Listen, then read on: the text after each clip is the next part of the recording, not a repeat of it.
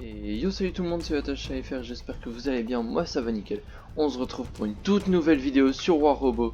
Donc aujourd'hui, qu'est-ce qu'on va faire? On va faire un petit tuto sur comment avoir du skill. Donc, pour avoir du skill, c'est pas bien compliqué. Bah, faut bien jouer, très clairement, c'est juste ça.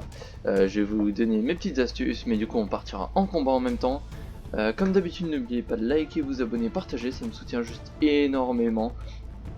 Activez bien la cloche de notification, dans tous les cas toutes les vidéos sortiront vers 18 h à chaque fois. Si j'ai un petit peu de retard, ça peut aller jusqu'à 19 h max, mais pas plus. Donc voilà. Et je suis sincèrement désolé aussi car je n'ai pas mis de vidéo en ligne. Du coup c'était le dimanche dernier, car j'avais des travaux chez moi, donc je ne pouvais pas tout faire en même temps. Donc aujourd'hui on repart sur de bonnes bases, un tuto sur les skills, c'est parti, on y va maintenant. Donc, pour avoir du skill, faut pas faire comme la plupart des joueurs font, surtout ceux qui commencent. Vous pouvez regarder d'autres youtubeurs tels que Manin, tout ça. Faut pas utiliser ces robots, faut pas se dire allez hop je fonce dans le tas, je réfléchis pas, je fais pas attention aux armes que je lui mets dessus, tout ça. Non. Il y a des règles entre guillemets à respecter pour bien build un robot, pour bien l'utiliser, surtout le build, ça on fera ça dans une autre vidéo. Là on va surtout parler du skill, puisque c'est une vidéo qui a été demandée par un abonné. Il a dit que ça serait important à faire. Donc pour avoir du skill, faut pas foncer bêtement dans le tas et du coup tirer à tout va dès que c'est possible. Non.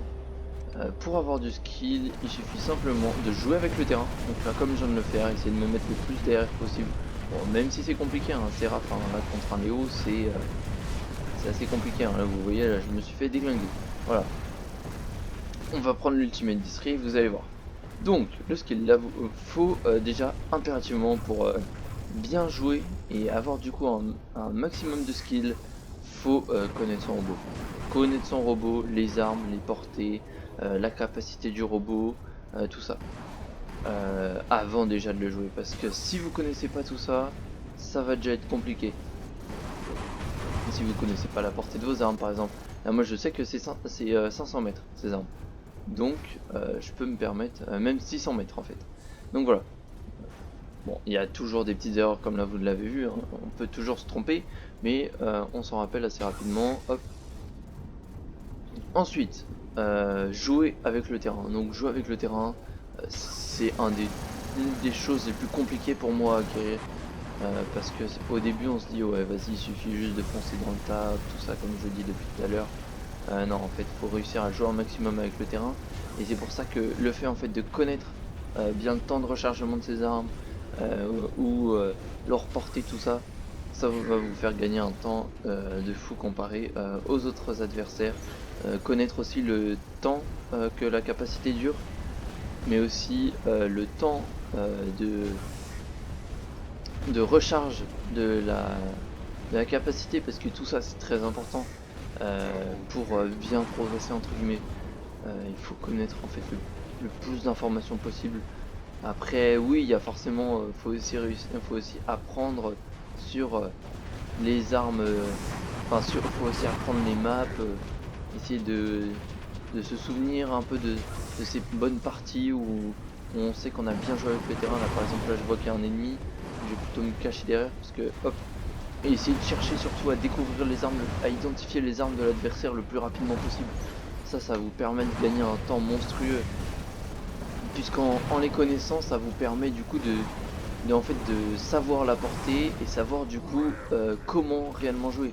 Là je sais que lui là-bas il tire à 500 mètres, donc bon, là je suis dans sa portée de tir, mais il en focus un autre, donc je peux y tirer dessus. Par contre si là il me tire dessus, là je regarde, faut toujours regarder sa vie, toujours. Regarder sa vie, c'est une des choses les plus importantes pour savoir après comment, en fonction de comment on va faire, comment on va jouer. Là vous voyez, là j'ai déjà regardé 3 fois ma vie là pendant que l'autre il me tire dessus. Alors, mine de rien, j'avais perdu 10 000 enfin 10 000 de bouclier à Aegis. Donc forcément, regarder sa vie c'est très important. connaître les durées de capacité, comme j'ai dit, c'est une des choses les plus importantes aussi. Jouer avec le terrain, c'est une des choses pour moi les plus difficiles à avoir, entre guillemets. Après, il y a d'autres choses comme bah, du coup jouer le mieux au final, c'est robots. Donc là, lui par exemple, je sais que c'est un robot assez rapide, donc je peux me permettre de perdre un peu de vie, mais pas beaucoup, parce qu'on est plutôt sur un petit robot de faible gabarit, donc là j'ai que 50 000, enfin j'ai que quasi 90 000 PV, donc c'est très peu. Voilà. Aussi, après ça, je vous en parlerai, je pense, dans une autre vidéo, le fait de savoir quelle arme monter, quelles choses sont inutiles. C'est pour ça que les vidéos en fait que je vous propose, donc celles où où vous me demandez de tester des builds, c'est les meilleures pour vous, parce que celles-ci vous permettront en fait de savoir si ce build est efficace ou pas, surtout à haut niveau. Si même bas niveau, il reste puissant. Après, ces tests, je pourrais aussi les faire avec des abonnés si vous le voulez. Mais pour ça, il va falloir que je crée d'abord le serveur Discord et je vais essayer de m'en occuper le plus rapidement possible. Donc voilà, il y a plein de facteurs en fait à prendre en compte avant d'avoir un skill monstrueux. Moi je sais que bah, pour avoir un bon jeu comme celui que j'ai, surtout sur mon gros compte, bah, même sur mon petit compte, je joue relativement bien je trouve. Mais bon, je sais que j'ai pas un jeu, une maîtrise parfaite de tous mes robots, tout ça. Et puis c'est normal qu'au tout début, dès que vous avez un tout nouveau robot, que vous avez du mal à jouer. Parce que c'est des robots qu'on découvre et du coup on apprend à jouer leurs capacités. Donc là vous voyez, j'ai identifié Lao Jun. Ah non, ouais je sais plus. Je sais plus exactement son nom. Donc là voilà, il s'est pris un coup de laser, je vais pouvoir lui en mettre un deuxième. Voilà. Donc c'est pour ça, il faut identifier les robots. Là je sais qu'il a des finishers, donc c'est pas un danger très clairement. Surtout vu le robot que j'ai, c'est vraiment pas un danger au final. Donc là vous voyez, là j'active la compétence afin de lui faire un maximum de dégâts. Je me cache derrière, comme lui là il fait, il se met derrière pour éviter un autre tir. Hop, et ensuite je retire dessus. Et ensuite je vais rechercher à me protéger pour éviter en fait de perdre de la vie mais inutilement en fait. Parce que c'est cette vie que vous avez perdue inutilement des fois qui peut vous permettre de vous sauver. Donc là vous voyez, là j'ai perdu un peu de vie mais je fais attention. On vérifie les ennemis ne soient pas encerclés. Tout ça, enfin c'est très. Il y a des mécaniques en fait du jeu. On se dit au tout départ quand on commence que c'est un jeu très facile. Mais en fait, au départ oui c'est très facile. Mais en montant petit à petit, parce que moi j'ai déjà joué en champion, mon gros compte est en maître 1 ou en champion, je ne sais plus exactement. Mais c'est très compliqué parce qu'en fait tous les joueurs savent jouer. Tous les joueurs ont du skill. Sauf que, je sais pas si vous jouez déjà en assez haut rang, mais quand vous voyez quelqu'un qui a fait du pay to win, donc par exemple qui a acheté des offres où vous avez des robots Mach 2, souvent c'est une personne oui où il faut se méfier, mais du coup au final ces robots elle sait pas réellement les jouer parce qu'elle va les jouer en mode gros bourrin comme on dit. Puisque au final il va dépenser entre guillemets ses robots et du coup il va pas faire attention à leur vie, à tout ça. Alors qu'au contraire, des robots Mach 2, tout ça, quand vous allez tomber contre eux, c'est comme quand vous étiez au tout début à jouer contre des robots Mach 1 du coup et entre les jusqu'au level 7 à peu près, un adversaire et vous étiez aussi level 7. C'est comme, en fait c'est pour ça, c'est au départ on peut se permettre de jouer en mode gros bourrin, je dépense mes robots comme pas possible. Non, chaque robot une, euh, a une catégorie entre guillemets où il peut briller. À des armes qui sont plus faibles contre lui, comme là je pense là le Galad là, qui est en face de moi. Le Galad, les armes explosives, c'est sa faiblesse. Donc quand vous voyez que vous affrontez un mec qui a des armes explosives, faut pas lui foncer dessus en mode gros bourrin, vas-y je vais le péter. Non, faut faire attention. Là vous voyez, là je joue avec le T1 pour me protéger, pour essayer d'attendre que mon robot se soigne un petit peu au niveau de son bouclier surtout, et pour relancer des tirs de temps en temps. Hop, afin de ne pas perdre, parce que là j'ai déjà plus de 27 000 PV, donc là il faut que je fasse encore plus attention, donc il faut que j'attende en fait d'avoir un peu plus de bouclier, attendre que la visée de mes armes soit parfaite et tirer. Voilà, un de moins. Donc c'est pour ça qu'il faut faire très attention.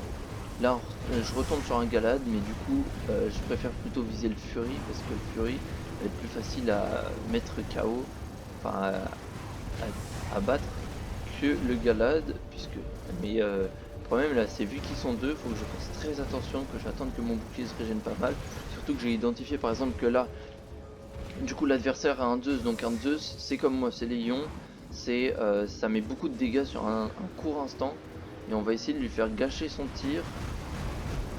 Ok, je vais pas réussir, je vais devoir lui foncer dessus pour me protéger, mais du coup ça va pas marcher. Voilà, donc c'est... Il y a des mécaniques comme ça du jeu à apprendre. Avec les titans, oui, vous pouvez plus bourriner au départ parce que c'est pas bien compliqué. Surtout quand vous avez de la chance comme moi d'avoir un rook dès le départ, voilà. Là vous pouvez vous permettre de bourriner, mais il va falloir quand même apprendre à jouer avec.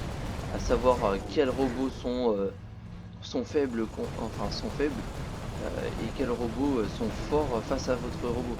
Enfin là je sais qu'un Kid, je peux le battre largement, mais il faut que je me méfie de son stop, la compétence là qu'il a activée qui fait du feu. Parce que s'il l'active, il peut briser mes boucliers en fait très rapidement. Donc c'est pour ça qu'il faut que je fasse très attention. Par exemple, je sais que quand il y a plusieurs kids, je sais que je les battrai pas. Donc c'est pour ça que des fois il faut faire des replis. Donc là ce que je fais c'est j'essaye de reculer un maximum pour pas me taper son stop, mais on a réussi à le tuer juste avant. Donc c'est bon. Donc là je peux foncer, par exemple. Faire attention quand même parce que là je vois qu'il y en a un qui a des armes explosives, mais il a pas l'air très haut niveau. Tout en gardant un œil sur mes PV, parce que c'est important. Donc voilà, en fait chaque robot a sa méthode de jeu, donc c'est pour ça qu'en plus les vidéos que je vous propose, ça vous permettrait déjà de pouvoir avoir un aspect de comment jouer déjà le robot, même si je sais que les robots que vous me ferez tester du coup, ça sera pas forcément ceux que je maîtriserai le mieux. Donc là je vois par exemple deux kids, j'active ma compétence, mais je vais pas foncer dessus, parce que les deux vont me faire très mal si je leur fonce dessus. Donc là je vais plutôt préférer lui le finir, voilà, tirer là sur le kid qui est là-bas, afin de lui infliger un maximum de dégâts. Voilà, et même connaître aussi les capacités des robots adverses, c'est très utile. C'est pour ça qu'au départ, quand on tombe sur un robot, on se dit waouh, attends, lui il fait une capacité, mais je sais pas ce que c'est, tout ça. Voilà, donc c'est important de bien regarder tout ça, puisque ça vous permet de... en gros, plus vous avez d'infos, mieux vous saurez anticiper les attaques de votre adversaire, grosso modo, et sa façon de jouer. Donc là vous voyez, là j'ai anticipé que l'autre titan allait se décaler, donc j'ai essayé de me protéger un maximum, et tout en restant à une distance entre guillemets de sécurité du kid, parce que je sais que s'il active son stove, ça peut faire très mal. Je régène par ailleurs mes boucliers parce que je viens de voir que celui de devant était cassé, hop, et là vu qu'il en reste plus qu'un, ah bah j'ai été trop long. Donc là c'est pas très grave, et puis dans tous les cas le combat est fini. Donc voilà, c'est... faut savoir que le skill, ça s'acquiert pas comme ça, ça prend un peu de temps, mais une fois que vous l'avez, vous êtes bien quoi entre guillemets, puisque vous allez réussir du coup à bien jouer tous vos robots, même quand ils sont pas très haut niveau. Ça m'est déjà arrivé de jouer sur mon gros compte alors que je suis en maître contre des robots level 150, enfin au niveau du titan, ou contre d'autres robots full Mach 2. Ça m'est déjà arrivé de gagner des parties, être quasiment premier avec des robots level 5, tout ça en légendaire, et des armes pas très haut niveau. C'est juste parce que ces personnes en face ne font plus attention en fait. Ils relâchent leur vigilance justement qu'ils avaient au départ, et du coup ce qui fait qu'ils perdent au final. Donc c'est pour ça qu'il faut faire très attention, il faut connaître les compétences de ces robots, et essayer de jouer au maximum bien avec le terrain surtout, c'est une des choses les plus importantes. Jouer avec le terrain, c'est vital entre guillemets pour la survie de votre robot. Parce que je sais qu'un rook par exemple, oui ça a beaucoup de vie, ça a 532 000 PV, c'est énorme. Mais je sais que bah, si je fais pas attention, si je fonce alors qu'il y a plein d'ennemis autour, je peux me faire submerger et là je vais mourir. Donc voilà, c'est comme avec un Léo. Au début quand on le débloque on se dit vas-y, ok ce robot c'est pas très compliqué, il suffit juste de foncer dans le tas et ça marche. Bah non pas du tout. Ce robot, oui il faut foncer dans le tas, au début c'est un tank, très clairement au tout début du jeu quand vous le débloquez c'est un robot qui vous permet de faire des ravages monumentaux. Mais le problème c'est que bah, ce robot, si vous savez pas le jouer au bout d'un certain niveau, bah il vous amènera à rien. Donc c'est pour ça, faut réussir à le jouer. Là vous voyez, moi je suis je suis pas très haut, hein, je dois être en argent, voilà, silver, donc je suis en argent. Argent 2, si on regarde, ah bah je suis premier. Si on regarde par exemple le deuxième, ça va être, vous voyez, il a Ultimate Destrier, des armes Mach 2, donc il faut faire gaffe quoi. C'est pour ça, ça peut être aussi être vigilant sur les dernières offres qui sont sorties, faire attention tout ça, et regardez aussi le killboard. Donc c'est le killboard, en gros c'est le tableau de mort, hein, qui est en bas très clairement. Ça vous permet du coup d'analyser quel joueur là dans la partie a fait énormément de kills. Enfin vous pouvez voir, et surtout le plus important c'est soit de lire les noms le plus rapidement possible, lire par exemple Weber là pour les Weber, donc c'est comme c'est un fusil qui va se charger longtemps et qui va tirer un seul tir mais qui va faire énormément de dégâts. Donc voilà, savoir qu'il y a un ennemi qui a des armes full Mach 2 et qu'on a vu qu'en plus il y avait une offre où il y avait un robot en plus full Mach 2, donc je pense notamment du coup au Typhon avec les Weber en full Mach 2. Voilà, connaître ça vous permet aussi de prendre de l'avance sur votre adversaire et pouvoir anticiper. Vous savez que des Weber du coup c'est de la longue portée 800 mètres, donc ça veut dire qu'il faut le tenter corps à corps plutôt et essayer d'être le moins possible dans sa ligne de mire, parce que s'ils sont Mach 2, on va être une arme Mach 2, ça peut faire 20 000 dégâts une fois qu'elle a tiré tous ses tirs. Donc sur une arme à tir unique c'est 20 000 dégâts, 20 000 dégâts x 4, voilà, 80 000, pas très compliqué, donc 80 000 dégâts, même sur un Léo, je perds la moitié de ma vie quasiment.